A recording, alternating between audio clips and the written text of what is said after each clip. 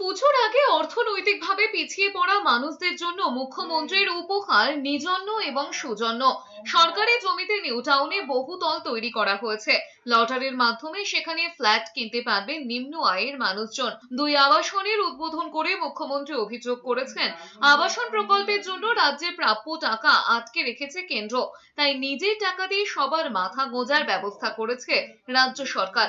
অনৈতিকভাবে পিছিয়ে পড়া মানুষদের জন্য নিজন্য আবাসনের উদ্বোধন করে মুখ্যমন্ত্রী জানিয়েছেন, নবান্নের সঙ্গে মিলিয়েই এই নাম রাখা হয়েছে। বহুতলটি 7 একর জায়গা নিয়ে গড়ে উঠেছে। 300 স্কোয়ার ফিটে 490টি 1 BHK ফ্ল্যাট রয়েছে সেখানে।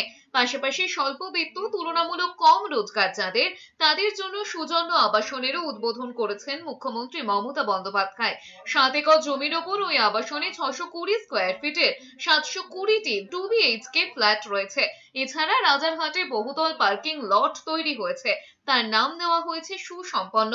আবাসনের ছোটদের পার্কের নাম দেওয়া হয়েছে তরণ্য। সেখানে ফুড কোর্ট, ক্যাফেটেরিয়া এবং মর্নিং ওয়াকের জায়গা রয়েছে। মমতা বন্দ্যোপাধ্যায় জানিয়েছেন, 5টি প্রকল্পে 455 কোটি টাকারও বেশি খরচ হয়েছে। নিউ টাউনে দরিদ্র মানুষদের জন্য, যাদের আয় স্বল্প, তাদের জন্য দুটো আবাসন প্রকল্প হয়ে গিয়েছে। এর ফলে অনেক মানুষ মাথা গোঁজার ঠাঁই পাবেন। পাশাপাশি জলপাইগুড়িতে জলপেশ মন্দির যাওয়ার পথে নদীর ওপর দুটি নতুন সেতুর উদ্বোধন হয়েছে। এরপরেই কেন্দ্রকে আক্রমণ করে বলেছেন, বাংলার বাড়ি প্রকল্পে 45 লাখ বাড়ি তৈরি করেছে। কেন্দ্র টাকা দিচ্ছে না বলেই রাজ্য সরকার নিজেদের উদ্যোগে এই আবাসন তৈরির সিদ্ধান্ত নিয়েছে।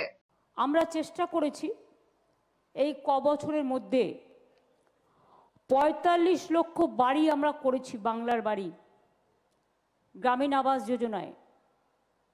আমরা ইন্ডিয়াতে নাম্বার 1 ছিলাম 5 বছর পর পর 100 দিনের কাজে, গ্রামীণ আবাস যোজনায় এবং গ্রামীণ রাস্তা কর্মসূচিতে।